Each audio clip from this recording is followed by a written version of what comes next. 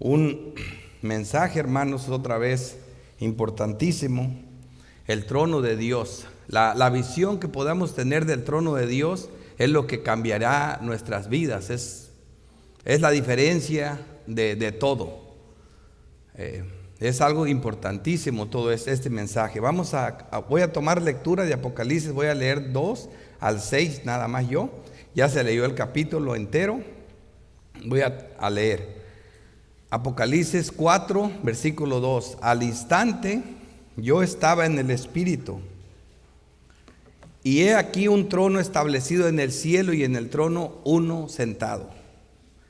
Y el aspecto del que estaba sentado era semejante a piedra de jaspe y de cornalina, y había alrededor del trono un arco iris semejante en aspecto a la esmeralda de Dios. Dice, y alrededor del trono de Dios, del trono había 24 tronos, y vi sentado en los tronos a 24 ancianos, y vestidos de ropas blancas con coronas de oro en sus cabezas. Y del trono salían relámpagos y truenos y voces, y delante del trono ardían 7 lámparas de fuego, las cuales son los 7 espíritus de Dios.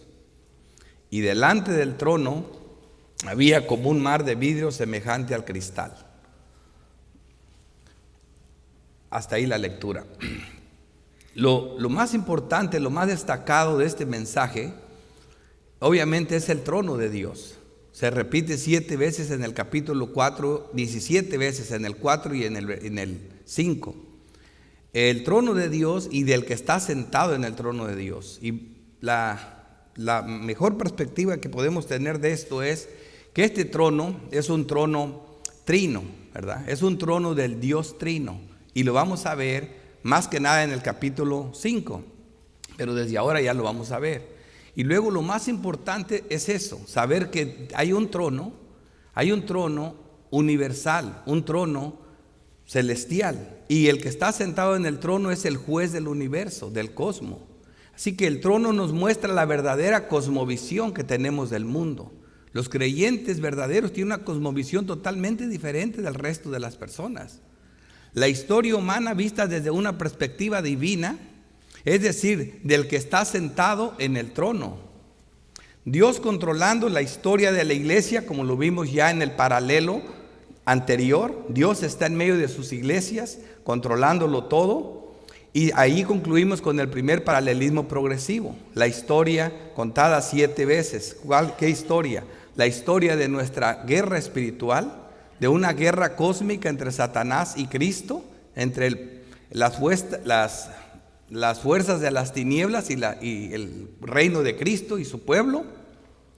Vimos nosotros que la iglesia, vimos el recorrer de la iglesia desde sus momentos donde estaba la iglesia fundada hasta cuando venzan y estén en la presencia de Dios. Vimos el fin de todo eso. Ahora vamos a entrar en un nuevo paralelo. Ahora vamos a ver esta misma guerra, esta misma lucha entre Satanás y Cristo, a la luz del que está centrado en el trono y a la luz del trono, a la luz del que juzga todas las cosas. Entonces, esta es la cosmovisión que vamos a tener en lo que sigue, porque estamos contando la misma historia, pero ya no desde la perspectiva de la iglesia. Es otra situación que estamos viendo ahora. Esta es la historia del mundo y del universo.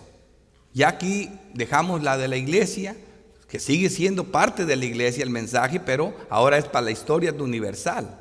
Por eso el texto de apoyo tiene que ver más que nada con lo que hace el que está sentado en el trono. Como dijimos, es un Dios trino, pero refiriéndonos aquí en el caso, como en el capítulo 4, a Dios, dice el Salmo 93, Jehová reina. Jehová reina. Si eso fuera todo, eso sería suficiente. Ver las cosas que nos pasan, ver la perspectiva del mundo, tener una cosmovisión. En esta palabra, Jehová reina. Se vistió de magnificencia. Jehová se vistió, se ciñó de poder. Afirmó también el mundo y no será y no se moverá. Firme es tu trono, desde entonces tú eres eternamente. Son atributos del que está sentado en el trono, del control que tiene el que está en el trono, y a la luz de esa visión vamos a ver y vamos a contestar algunas preguntas que se hace y que nos debemos de hacer todas las personas, hasta los incrédulos. Por ejemplo, siempre preguntan cuando ocurre una tragedia, cuando viene un problema, ¿y dónde está Dios en medio de todo esto? ¿Verdad? Siempre vienen esas preguntas. ¿Quién es el que está sentado en el trono? ¿Realmente creemos que existe un trono? Así que esto es como una introducción. Vamos a desarrollar el tema a la manera que lo hacemos en la Reforma, ¿verdad? Un mensaje expositivo. Lo vamos a dividir en 3 puntos: el bosquejo, la visión del trono de Dios del 1 al 6, la adoración celestial de los 4 seres vivientes, es una doxología de los 4 seres vivientes del 6 al 9, y la adoración celestial de los 24 ancianos. Este es el impacto, esta es la actitud que tuvieron tanto los 24 ancianos como los 4 seres vivientes ante el trono celestial. Y vamos a ver cuál sería la nuestra, ¿verdad? A la luz de esto. Así que comenzamos. El trono de Dios, Apocalipsis 4, 1. Después de esto miré. Y aquí vemos la importancia del libro, ¿verdad? Está hablando que cuando empezamos el libro, ¿verdad?, de Apocalipsis, en Apocalipsis 1, en el versículo 10, Juan mismo ahí dice que él estaba en el Espíritu y miró y oyó una voz como de trompeta, y se le pusieron varias visiones y se le reveló el mensaje de las iglesias. Y aquí mismo dice, después de esto miré.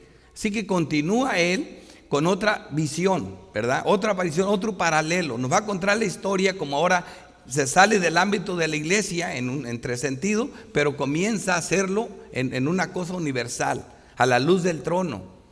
¿Cómo debemos enfrentar esta guerra a la luz del trono? Dice, y he aquí una puerta abierta en el cielo, y aquí es donde él va a ser introducido al cielo. Dice, la primera voz que oí, como de trompeta, hablando conmigo, dijo, sube acá y yo te mostraré las cosas que sucederán después de estas. Y como les digo, esto no hace una cronología que mira, ya ves que así es cronológicamente como se predica el Apocalipsis, esto y después sigue esto, no. Pero después de esta sí es importante, porque este libro es un libro profético. Es un libro profético, eso no hay duda, que este libro de Apocalipsis es un libro escatológico, profético. Sin embargo, hermanos, este libro, este mensaje también lo recibieron las iglesias, las 7 iglesias a las que él les presentó el otro mensaje. Ellos también vieron eso y para ellos fue profético. ¿Por qué el Apocalipsis, si es una profecía y es profético, es pasado, es presente y es futuro? Bueno, porque todo mundo desde la iglesia para acá, desde que se le presentó Juan, a esas personas que les presentó este mismo mensaje, ellos vivieron el Apocalipsis. La única parte que no han vivido es el regreso del Señor, pero el resto de lo demás, muchas de las cosas aquí están. Y ahora dice uno, pero ¿qué pasó con el regreso del Señor? Bueno, para ellos ya hasta eso ocurrió, como se lo dije en un sentido. ¿Cuándo realmente se va a acabar el mundo? Porque podemos decir, eso es una mentira, nunca se ha terminado. No, les aseguro que para todos los que estamos aquí no pasan 100 años. No van a pasar ni 100 años. Para algunos quizás ni 50, para otros ni 20, para otros ni quizás un año. Cuando estén en la presencia del Señor los verdaderos creyentes. Y ahí se cumplió todo. Entonces, pero mientras están aquí, están pasando. En ese sentido es presente, es pasado porque ya otros lo vivieron, y es futuro. ¿Por qué? Porque estas cosas las vamos a ver, vamos a caminar en esta dirección. Dice el 2, y al instante yo estaba en el Espíritu. Lo mismo que en Apocalipsis 1:10, yo estaba en el Espíritu. O sea, piensen ahí como que el cuerpo de Juan se queda recargado en una piedra dormido, y Juan en el Espíritu es introducido al mismo cielo. Acuérdate que él está en la isla de Pasmo, solo, en el día del Señor. Y al instante yo estaba en el Espíritu, y he aquí un trono. Aquí Juan sí sabe de qué manera fue al cielo. Pablo no sabía si en el cuerpo, fuera del cuerpo. Este sí sabe. Pablo se confundía porque fue tan real y quizás tan prolongado el tiempo que estuvo allá, posiblemente 3 años, que realmente no supo cómo fue. Porque prácticamente Pablo por 3 años no se sabe nada, nomás que se fue a un desierto. Así que, pero Juan sí sabía que fue en el Espíritu.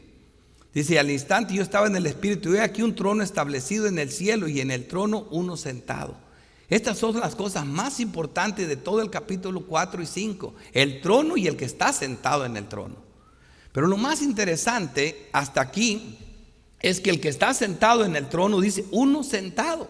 A veces en las otras descripciones que tenemos de este mismo evento, vemos que tiene apariencia de un anciano con pelo blanco. Otros dicen que tiene, en otra narración dice que uno como cordero, ¿verdad? Como hijo de hombre. Aquí no dice nada, dice uno sentado. ¿Y cómo se va a describir este que está sentado? Con atributos. El aspecto del que está sentado era semejante a la piedra de jaspe. Y aquí muchos dicen, aquí no se trata de agarrar el jaspe y empezar a saber todas sus propiedades del jaspe y todo lo que significa, lo que no. No. Solamente hay un atributo que se quiere resaltar aquí. Con eso, el jaspe. Y es el mismo atributo que el libro de Apocalipsis presenta en todo el libro. ¿Cuál es? Es la transparencia, la claridad, el resplandor, la pureza, la blancura. Está hablando de la santidad de Dios. Así que una característica del que está sentado en el trono de Dios es la misma que han gritado todas las veces que se tuvo esta visión del trono. Santo, santo, santo. Es santo. Eso hasta ahí nomás lo de la piedra de jaspe. No te preocupes por más nada. Eso es todo, sí. Pero tampoco decir que no importa. Tampoco inventarse más cosas. No irte a investigar la piedra y a ver qué tanto tiene la piedra para que le des diferentes interpretaciones.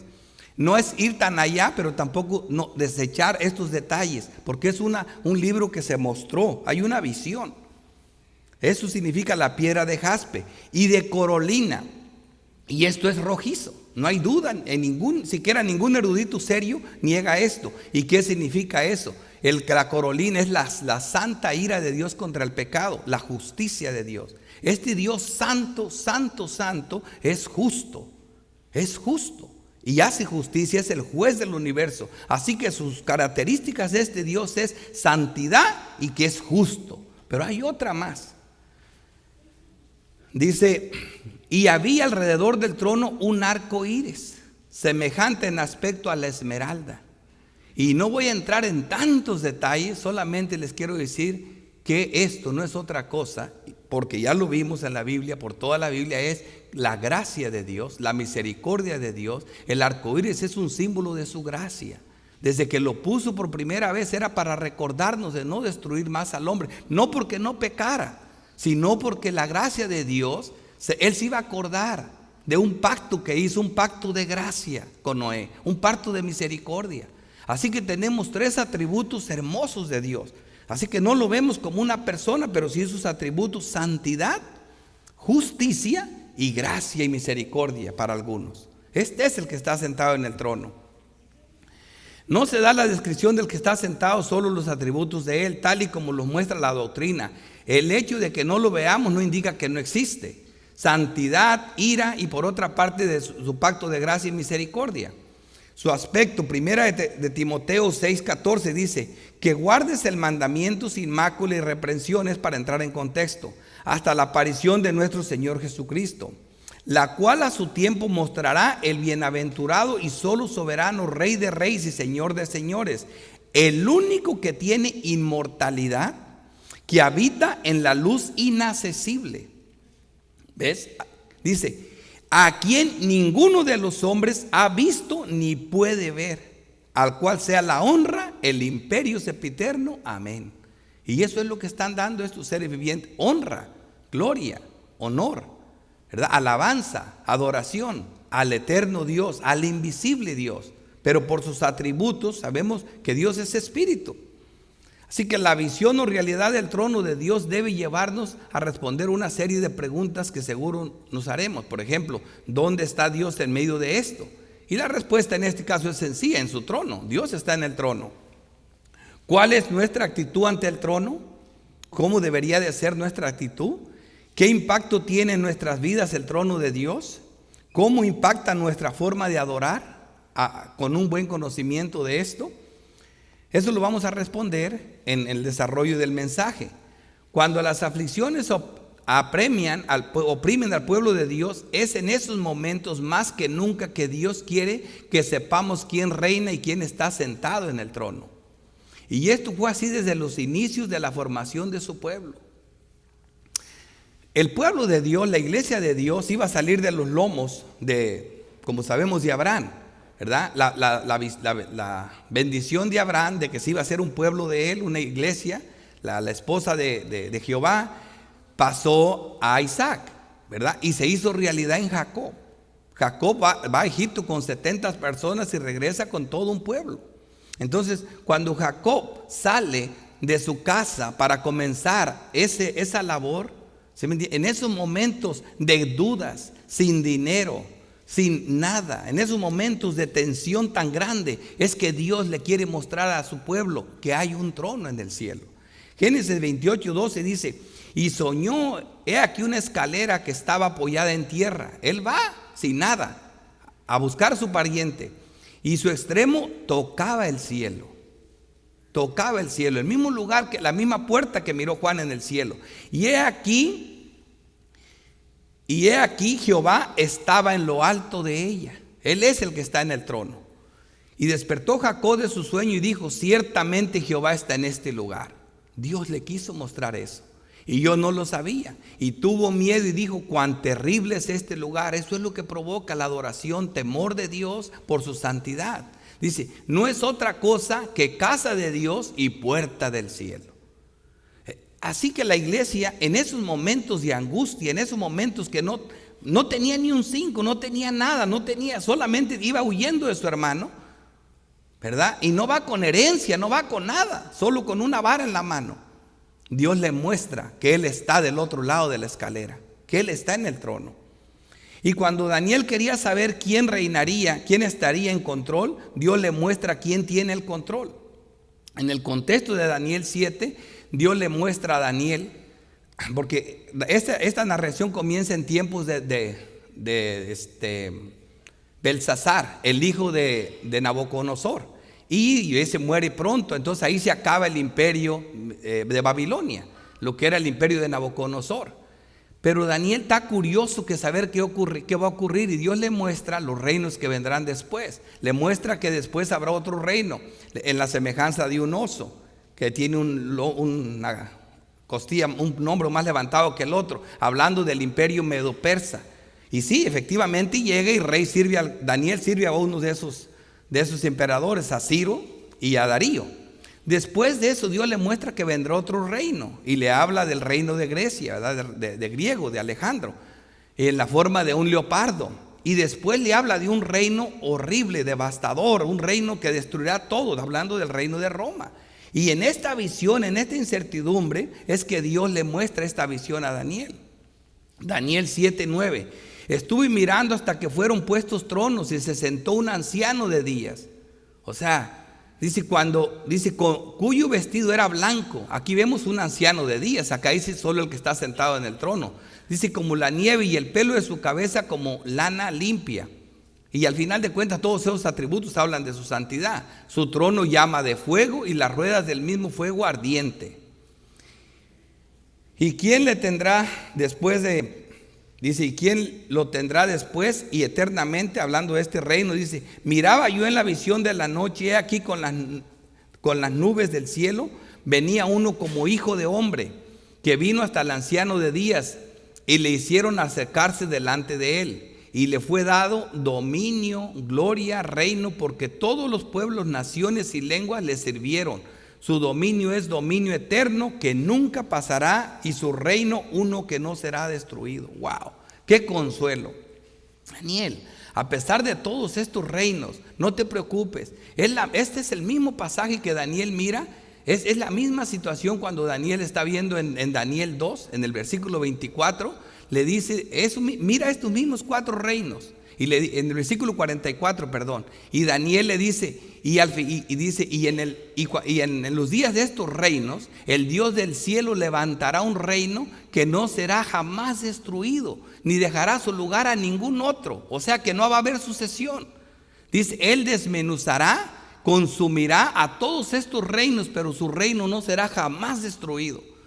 Este mismo consuelo le había dado ya en Daniel 2:44 acerca de esta misma visión. Este reino, Daniel, que viene después de estos reyes, no será destruido nunca. Y es lo que Dios quiere, que vivamos esta vida no preocupados por las circunstancias, que hay quien reina, que si entró un republicano, un demócrata, que no, nosotros tenemos un rey que reina y Cristo está en el trono, Dios está en el trono. Tenemos que tener otra visión de esta perspectiva. Así que cuando Isaías está preocupado, aquí vemos otro caso. Estoy trayendo esto y acuérdense que yo nunca interpreto, porque la Biblia no lo hace, el antiguo, no estoy interpretando con Daniel, ¿ok? Ni con Isaías ni con Ezequiel, estoy ilustrando esta verdad. Estoy ilustrando. El Nuevo Testamento interpreta el Antiguo y la doctrina y lo que dice Cristo, pero nunca el Antiguo. Pero esto nos sirve de ilustración. ¿Por qué? Porque si yo tengo que darles algunos ejemplos de en qué momento Dios nos muestra este trono, quiere que veamos esta visión, es en las aflicciones, en la incertidumbre de su pueblo. Y vamos a ver aquí otro hombre preocupado. Tenemos aquí a Isaías. Dios le va a mostrar también esa visión. ¿En qué momento lo hace Dios? Y él dice que cuando murió el rey Usías, ¿verdad? Ese rey reinó 52 años, fue el reino más longevo del pueblo de Israel. Pero sucedió a 4 reyes que reinaron de una manera impía. Un reinado horrible, donde reinó Ocosías, Atalía, Oseas y Amasías. 4 reyes que no están en la genealogía de Cristo. 4 reyes donde Isaías mismo escribe: pobre pueblo mío, los que te gobiernan son mujeres y niños. Porque Oseas comenzó a reinar de 7 años y reinó Atalía, una mujer malvada que mató a su misma descendencia real. Así que venía de esos tiempos, pero luego viene un tiempo de paz. Llega Usías y reina 52 años, pero cuando muere Usías hay incertidumbre en Isaías. ¿Qué va a pasar ahora? Y otra vez viene Dios y le dice, Isaías, versículo 1, en el año que murió el rey Usías, tranquilo, vi yo al Señor sentado sobre un trono alto. ¡Wow! Dice, y sublime, y sus faldas llenaban el templo. Por encima de él había serafines, cada uno tenía 6 alas. Con 2 cubrían sus rostros y con 2 cubrían sus pies y con 2 volaban. Y el uno y el otro daba voces diciendo, santo, santo, santo. La piedra que vimos acá. Esto es lo que vimos acá. Jehová de los ejércitos, toda la tierra está llena de su gloria. Acá solamente por una piedra de una descripción, y aquí lo vemos nosotros con palabras, ¿verdad? Y los quiciales de las puertas se estremecieron con la voz del que clamaba y la casa se llenó de humo. La gloria de Dios estaba presente ahí. Así es como Dios recuerda al hombre. No te preocupes, Isaías, yo estoy en control. Dios está en el trono. Y de esta manera nos hace a nosotros, dice. Y es lo mismo que dijo David en el espíritu del reino de Cristo. David, esto es más sobresaliente porque David lo hace en un momento que está a punto de morir. Ya había reunido todos los recursos para dar al templo la construcción. Él guardó mucho dinero, recogió aparte de lo que él guardó, tenía todo preparado. Y en esos momentos hacía esta oración, Primera de Crónicas 29:10, en el espíritu ora.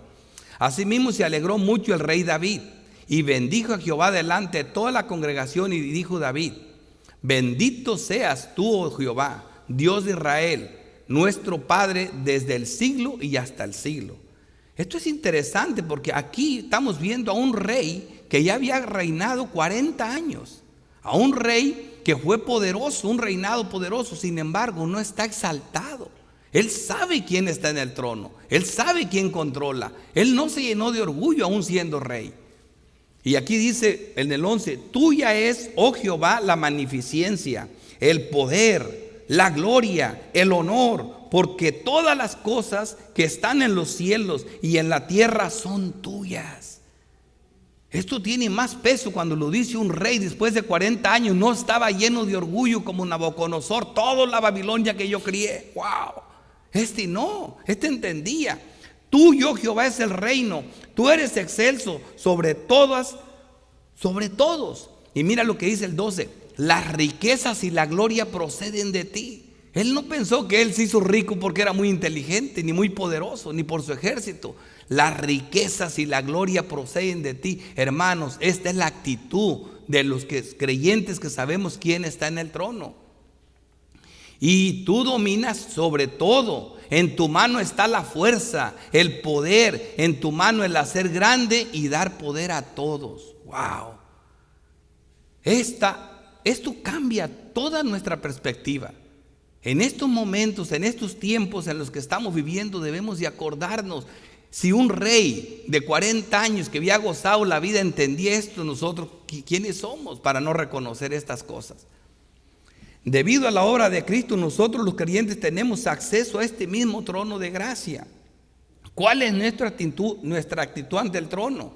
La adoración, la humillación, la sumisión, la confianza, con gozo y con paz. Tenemos que acercarnos al trono de gracia. ¿Qué impacto tiene en nuestras vidas el trono de Dios? Lo primero que debería de tener es lo mismo que David, el despojo del yo. Vemos a David como que se quita del trono y pone a Dios en el trono. Y nosotros que no somos nada, nos ponemos en el trono. Esta iglesia tiene que tener todo lo que yo quiero. Yo vengo que me solucionen los problemas porque no aguanto a mi esposa. Mis hijos son rebeldes, no hay dinero en mi casa. ¿A qué vienes? ¿A quitar a Cristo, a Dios del trono y a ponerte tú en el trono para que Él solucione tus problemas? No, ese no es el punto. Ese no es el punto. Dice, ¿qué impacto tiene en nuestras vidas el trono de Dios? El despojo del yo debería ser lo primero, como centro del universo. Sí, hermanos, el humanismo destrona a Dios de su trono y se pone Él en el trono. Tú eres importante, tú eres la persona más importante, tú eres el arquitecto de tu propio destino, eso es lo que enseña. Lo ponen al hombre en el trono, eso hace la doctrina antropocéntrica. Así que, ¿qué impacto tiene en nuestras vidas? ¿Cómo debemos de vivir a la luz del juez del universo? Teniendo en cuenta que Él es el juez al que todos deben dar cuentas. No estamos viviendo sin ley. El pueblo no puede vivir así, aunque ellos quieran vivir así. El vivir una vida centrada en sus leyes, el tener confianza en el poderío de nuestro Rey, tener claro que estamos constantemente en guerra con el mal. ¿Cómo impacta nuestra forma de adorar? El estar llenos de acciones de gracias, tomar reverente ante la santidad de Dios, ser reverentes ante la santidad de Dios, orar continuamente, así debe de impactar, que es lo que hacen estos seres. Versículo 4 dice, y alrededor del trono había 24 tronos, y vi sentados en los tronos a 24 ancianos vestidos de ropas blancas, con coronas de oro en sus cabezas.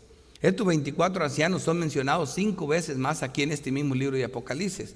Y voy a hablar más de este texto en el próximo punto, porque esta parte se junta con otra descripción más de los ancianos cuando van a adorar. Así que no es que no voy a hablar más de esto, ni se van a quedar con la gana de saber quiénes son estos ancianos, estos 24 ancianos, sino que luego se los explico. Versículo 5, y del trono salían relámpagos y truenos y voces. La presencia especial de Dios siempre será de espanto para el pecado debido a su inmensa santidad. Eso lo vimos en Éxodo 19, 17. Y Moisés sacó del campamento al pueblo para recibir a Dios y se detuvieron al pie del monte, dice. Todo el monte Sinaí humeaba porque Jehová había descendido sobre él en fuego. Y el humo subía como el humo de un horno, y todo el monte se estremecía en gran manera. Voces, truenos, relámpagos y todo. Es la presencia especial de Dios. Desafortunadamente es espantosa por su santidad, por sus atributos, por su justicia, y como nosotros vivimos en pecado. Después de entregada la ley, los 10 mandamientos, en Éxodo 20 y 18 vemos que dice que todo el pueblo observaba el estruendo y los relámpagos y el sonido de la bocina y el monte que humeaba, y viéndolo el pueblo temblaron y se pusieron de lejos. Esta es la actitud, hermanos, que tiene toda persona que mira las cosas así. Temblaron, temor y temblor, espanto. No queremos que nos hable más Dios, que te hable a ti. ¿Por qué? Porque Él es santo. Dijeron a Moisés, habla tú con nosotros y nosotros oiremos, pero no hable Dios con nosotros para que no moramos.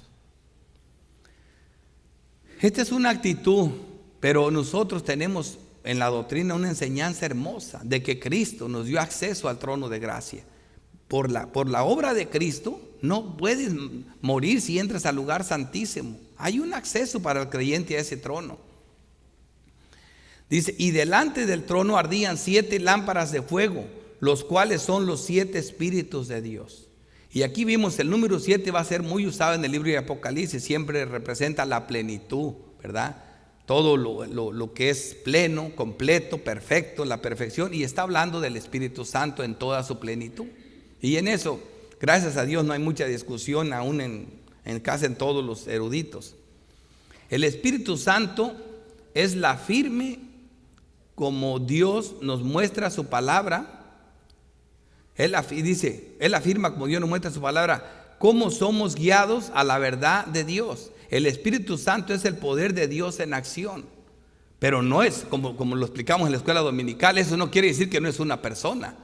No, pero es como Dios hace las cosas, ¿verdad? Siempre lo vemos de esa manera. Dios llevó su obra de salvación en la tierra a través de Cristo encarnado, llevando su obra de morir por su pueblo, y a través del Espíritu Santo, que es lo que Cristo continúa haciendo en el Espíritu, en la tierra. Pero como ya lo vimos, no se confundan en esto que estoy diciendo. El Espíritu Santo es la persona de Dios, donde apuntaban los símbolos del agua para la purificación, de la sangre que hacía expiación y redención, reconciliación y santificación. Es también el símbolo del aceite de la unción y de la luz que vimos, de las lámparas, todo eso, es lo mismo. En Juan 4:24 dice, Dios es espíritu, y los que le adoran en espíritu y en verdad es necesario que le adoren. Esto es importantísimo, hermanos, porque nadie puede adorar al que está sentado en el trono si no es creyente verdadero, si no es en el espíritu y en la verdad de la palabra de Dios. Versículo 6, y delante del trono había como un mar de vidrio semejante al cristal. Y también se dicen muchas especulaciones de esto, pero vamos a ver esto, como le dije, cómo interpretamos Apocalipsis, como lo interpreta la doctrina y lo interpreta Cristo. Vamos a ver otro texto para que nos ayude, donde se hace esta mención a entender mejor el texto. El versículo 15, el capítulo 15 del versículo 2 de este mismo libro, dice, vi también como un mar de vidrio, pero aquí está mezclado con fuego. Y a los que habían alcanzado la victoria sobre la bestia y su imagen y su marca y el número de su nombre, en pie sobre el mar de vidrio. Fíjate dónde están, sobre el mar de vidrio, con las arpas de Dios, y cantan el cántico de Moisés, siervo de Dios, y el cántico del Cordero, diciendo, que hoy lo vamos a cantar al final, grandes y maravillosas son tus obras, Señor Dios Todopoderoso, justos y verdaderos son tus caminos, Rey de los santos. Entonces, ¿qué es lo que estamos viendo aquí? Uniendo estos dos textos, tendremos mejores herramientas para la interpretación del texto. Y vamos a ver 1 Timoteo 6:16. Al único que tiene inmortalidad, que habita en la luz inaccesible, a quien ninguno de los hombres ha visto ni puede ver. Ese mar de vidrio, yo estoy de acuerdo con la mayoría de las interpretaciones más serias, se entiende como la separación que hay entre Dios y su creación, entre Dios y su pueblo, aún redimido por la inmensa santidad de Dios. Porque los arcángeles, los ángeles, los serafines nunca han pecado. Entonces, ¿por qué se cubren el rostro delante de Dios? Nunca han tenido relación con el pecado. Porque es tan inaccesible, tan puro este Dios de nosotros. Y por eso ese mar de vidrio entre el pueblo de Dios. El pueblo está ahí. En contraste con el mar tempestuoso, con todo eso que tanto temía el pueblo de Israel. Acá ven un mar quieto, tranquilo y transparente, limpio. La pureza del pueblo de redimido de Dios. Dice, conclusión, el mar de vidrio es el espacio de santidad que rodea a Dios, es la verdad de su ira contra el más mínimo pecado, por eso a veces está rojo, como lo vimos ahí, su santa justicia, su pureza, su luz inaccesible. Él es otro, totalmente apartado del mal. Es más, dice, este mar representa su justicia perfecta y la quietud, transparencia de su gracia.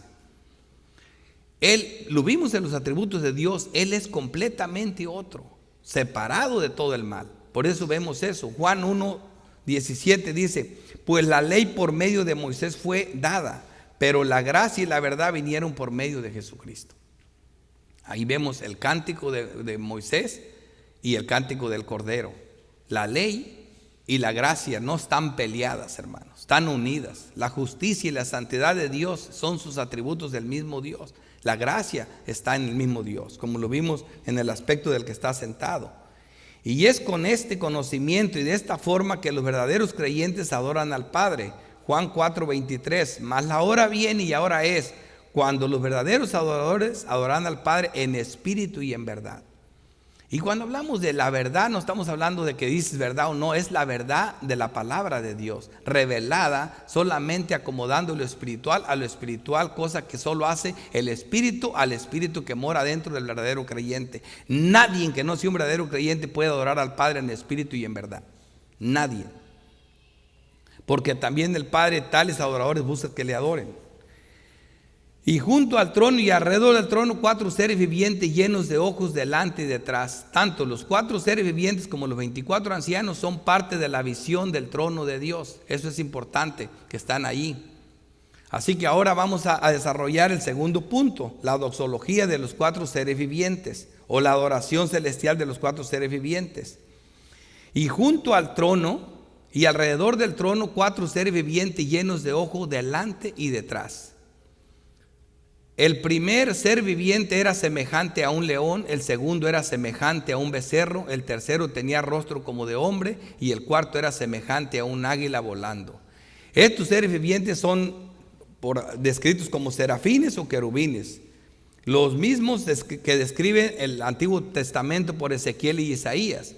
Ezequiel dice, en Ezequiel 1:5 dice: y en medio de ella figura de 4 seres vivientes. Y esta era su apariencia, había en ellos semejanza de hombre, lo mismo, y el aspecto de su cara era como cara de hombre y cara de león. El lado derecho de los 4 y cara de buey, y a la izquierda de los 4 asimismo había una cara de águila. Versículo 14, los seres vivientes corrían y volvían a semejanza de relámpagos. Y me llama la atención eso, por eso traje ese texto, porque aquí vamos a ver que no habla de la semejanza del águila. Y ya sin abundar mucho, hermanos, estas cosas son simplemente atributos de los seres celestiales. Y como el libro de Apocalipsis lo muestra con visiones, eso es lo que está diciendo. Por ejemplo, cuando vemos, dice que el primer ser viviente era semejante a un león en su fuerza. Combinaban la fuerza del león. Dice, el segundo era semejante a un becerro en su servicio. Eran como el buey en su servicio, simplemente obedecen, nunca cuestionan, para donde lo mueve el espíritu hacen lo que Dios les dice. El tercero tenía rostro como de hombre en su sabiduría y su conocimiento que nos superan. El cuarto era semejante a un águila volando, y me llama la atención cómo lo describe aquí, volaban a semejanza de relámpagos. Por eso cuando lo semeja con la águila no podemos decir que uno de los atributos más grandes del águila es que ven lejos, no, pero estaba diciendo claro, volando. Así que en cuanto a su rapidez, como las águilas, o mejor dicho, como un relámpago, lo que les guste más. Pero sabemos nosotros que son parte de los atributos de estos ángeles. Dice, hacia donde el espíritu los movía que anduviesen, andaban. Hacia donde los movía el espíritu que anduviesen, las ruedas también se levantaban tras ellos, porque el espíritu de los seres vivientes estaba en las ruedas. O sea, estos seres vivientes tienen, el que los controla es Dios. Y se mueven solo para donde Dios los mueve. Siempre están listos para servir a Dios. O sea, esta es una actitud, unos atributos importantes de los que adoran en el trono. De los que adoran en el trono. Ezequiel 10:14. Y cada uno tenía 4 caras. La primera era rostro de querubín, o sea, de hombre, como le dije, lo mismo. La segunda de hombre. La tercera cara de león y la cuarta cara de águila. Variantes, pocas, pero es la misma historia. Y se levantaron los querubines. Este es el ser viviente que viene el río que va. Así que, ¿quiénes son estos seres vivientes? Querubines, ángeles. El orden puede ser serafines, querubines, es lo de menos, pero son ángeles. Son ángeles poderosos, una orden de ángeles más poderosa. Estos son los que están ahí, ¿verdad? Entonces olvídense de, pero ¿qué son esos ojos que tienen en las alas por un lado y otro de las alas? Bueno, eso ya dijimos, es el Espíritu de Dios el que los mueve. Es el Espíritu de Dios que controla todo. Estos eran los mismos seres vivientes que vi debajo del Dios de Israel junto al río Quebar, y conocí que eran querubines. Así que ya tenemos quiénes son. Pero para Isaías eran serafines, dice. Por encima de él había serafines, cada uno tenía 6 alas. Con 2 cubrían sus rostros, y con 2 cubrían sus pies, y con 2 volaban. También esto es muy interesante, porque vemos nosotros por qué cubrían sus rostros. Hablamos de la santidad de Dios, que Él es apartado, que es completamente otro.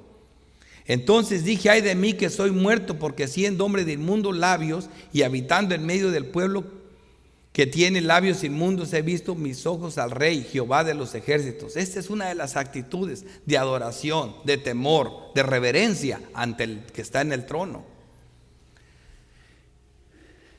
Así que vemos aquí, claro, la forma en que los 4 seres vivientes, los 4 seres alados, adoraban a Dios. Y vemos sus atributos, vemos su santidad, su sabiduría, su conocimiento.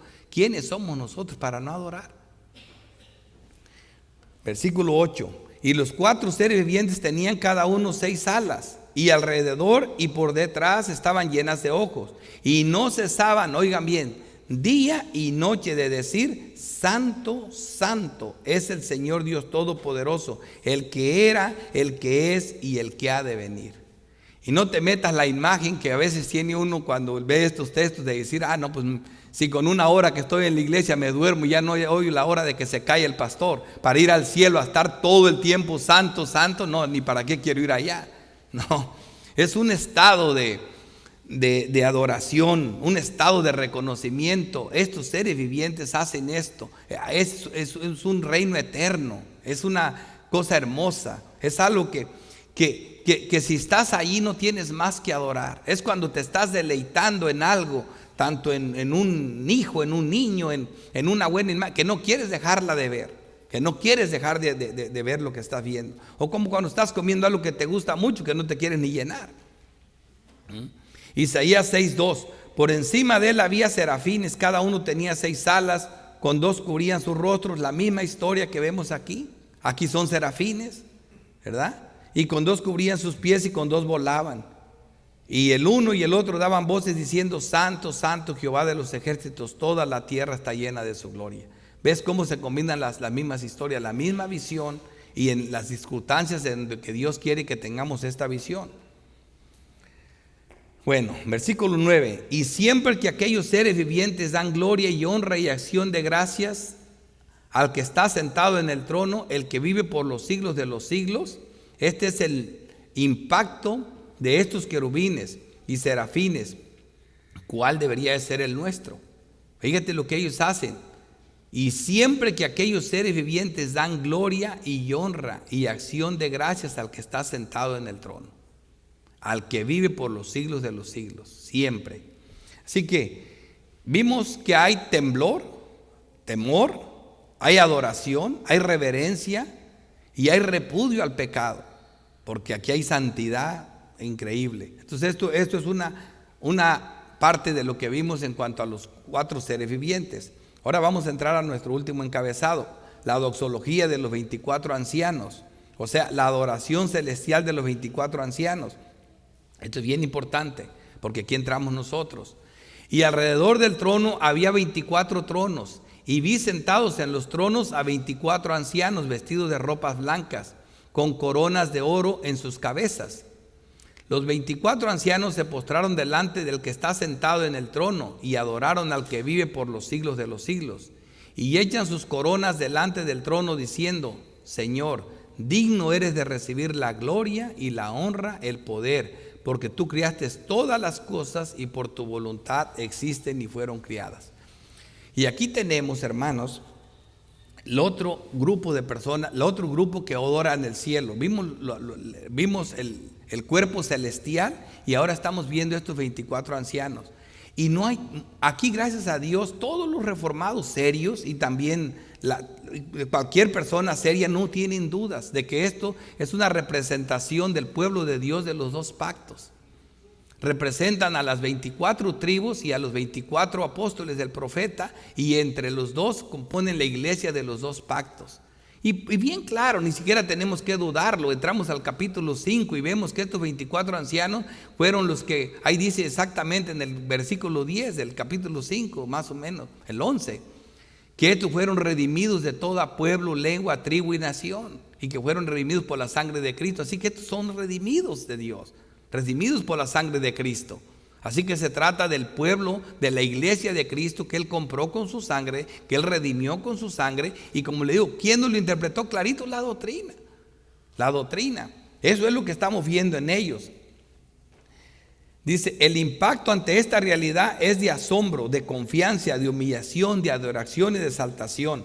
Daniel 7:22 dice, hasta que vino el anciano de días y se dio el juicio a los santos del Altísimo. O sea, aquí vemos eso, dice, se les dio el juicio ¿a quiénes? A los santos del Altísimo. Y llegó el tiempo y los santos recibieron el reino. Estas son las palabras que nos enseña la doctrina, que nos sorprende. ¿Qué es reinar con Cristo nosotros? ¿Cómo? ¿Me entiende? Bueno, aquí tenemos nuestros representantes. Aquí estamos representada la iglesia de los dos pactos. Y están adorando en el trono, y están en el trono, y alrededor del trono, y tienen coronas, por eso reinan. Pero se sentará el juez y le quitará, estoy hablando de Daniel 7:26, y le quitará su dominio para que sea destruido y arruinado hasta el fin. Y que el reino y el dominio y la majestad de los reinos debajo de todo el cielo sea dado al pueblo de los santos del Altísimo.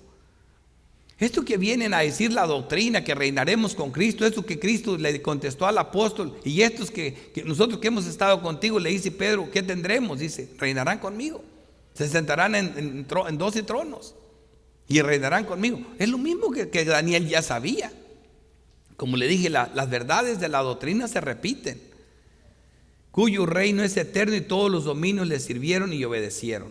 Y vemos eso aquí en Mateo 19:27, lo que le leí. Entonces respondiendo Pedro le dijo, he aquí nosotros lo hemos dejado todo y te hemos seguido, ¿qué pues tendremos? Y Jesús le dijo, de cierto os digo, que en la regeneración, cuando el Hijo del Hombre se siente en el trono de su gloria, wow, por eso le digo que este trono es trino. Aquí estamos viendo a uno sentado, aquí se sienta Cristo, aquí está el Espíritu Santo también, representado por esos 7 espíritus de Dios. Vosotros que me habéis seguido, también os sentaréis sobre 12 tronos para juzgar a las 12 tribus de Israel. Cuando Dios tome juicio y haga juicio, hermanos, ahí están los ancianos, ahí están los 24 ancianos, ahí está representada la iglesia de los redimidos. Eso es lo que estamos viendo ahí. Y ni siquiera hay controversia en esto. Versículo 11 dice, Señor, digno eres de recibir la gloria y la honra, el poder, porque tú criaste todas las cosas y por tu voluntad existen y fueron criadas. Una actitud que tenemos que tener ante el trono es, como lo dice aquí bien claro, que Dios hizo todas las cosas, que el que está en el trono crió todas las cosas y que no solo las crió, sino que por su voluntad existen y fueron criadas por Él. Él es el que sostiene la naturaleza, Él crió todas las cosas y todas las cosas existen por Él. Veamos cada acto de adoración desde el antiguo pacto y lo compararemos con el nuevo pacto. Miren la diferencia. En el antiguo pacto, cuando estas personas vieron eso, tendieron a inclinarse, a postrarse, a inclinar la cabeza o a encorvarse como lo hizo Abraham, a encorvarse. Ahora, ¿esto cómo se traduce estas palabras? Esta no es la forma de adorar de la iglesia del nuevo pacto. ¿Por qué? Porque Cristo dijo, viene la hora, y ahora es cuando los verdaderos adoradores adorarán al Padre en espíritu y en verdad. Así que cambia, hermanos.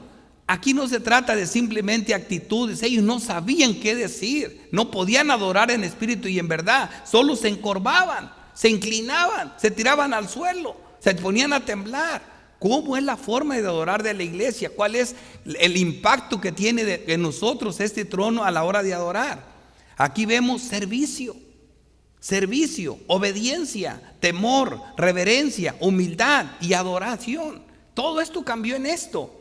Algo que fluye del corazón, un acto de entrega de nosotros mismos hacia Dios, como una ofrenda misma de nosotros. El culto se traduce en adoración, en entrega, en servicio.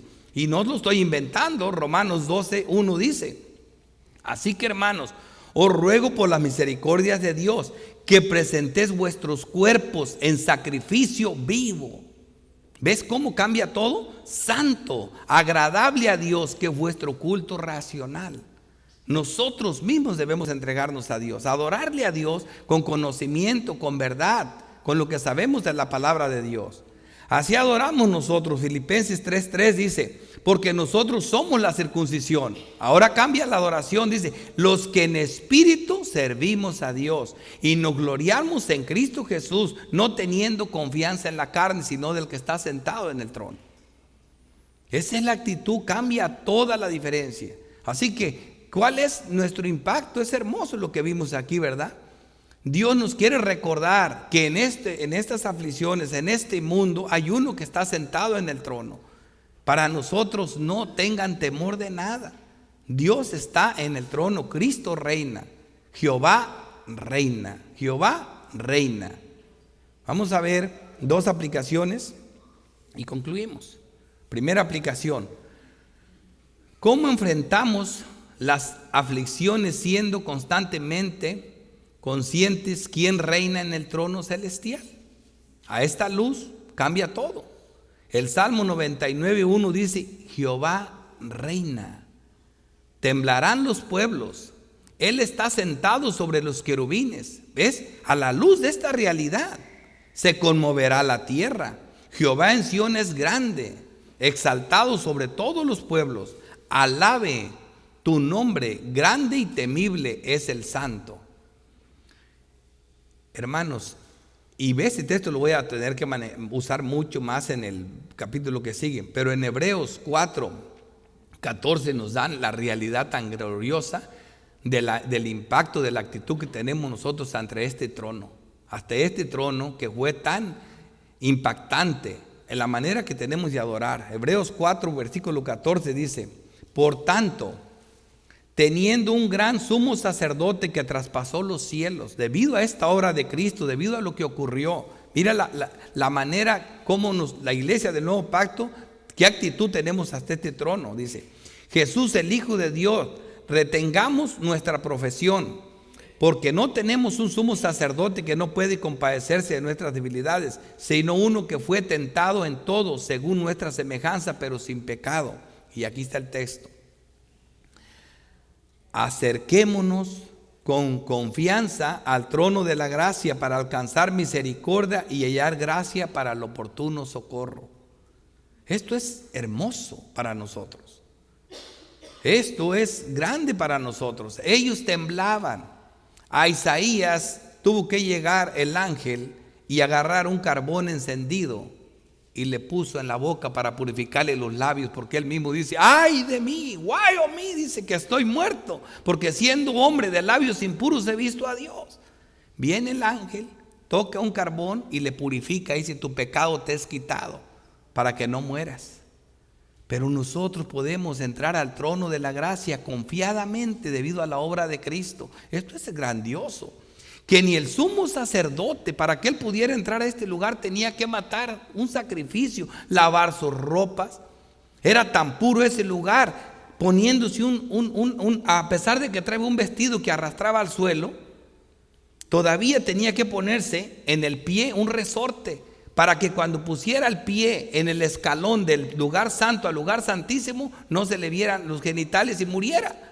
Porque Dios, la gloria de Dios estaba ojos por donde quiera, por dentro y por fuera. Porque no se paró a ver un hombre.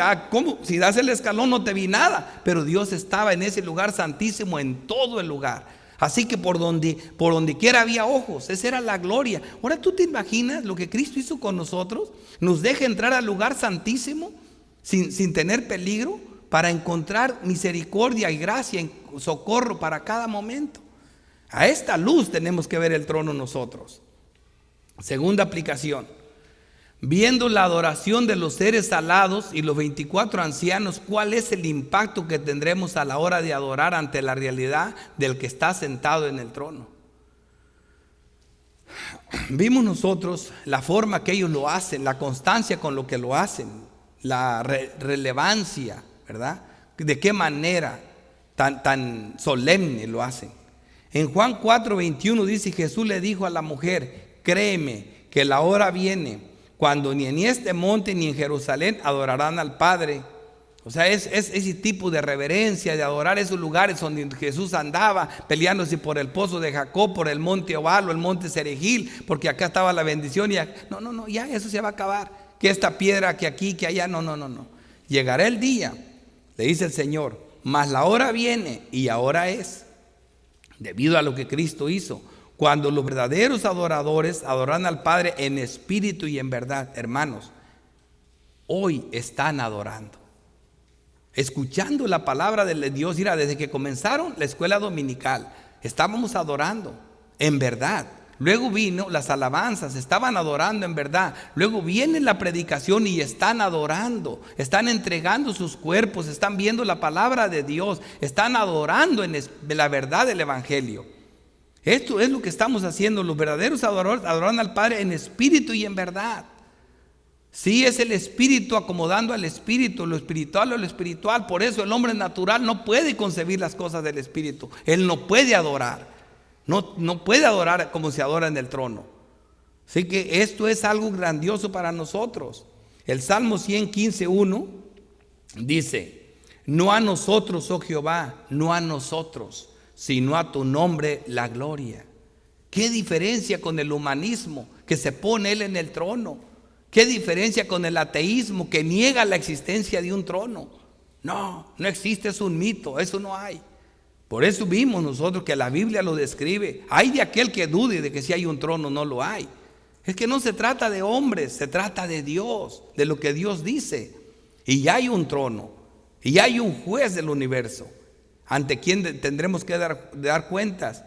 Por eso dice: no a nosotros, oh Jehová, no a nosotros. Esto dicen los 24 seres ancianos, esto decimos nosotros.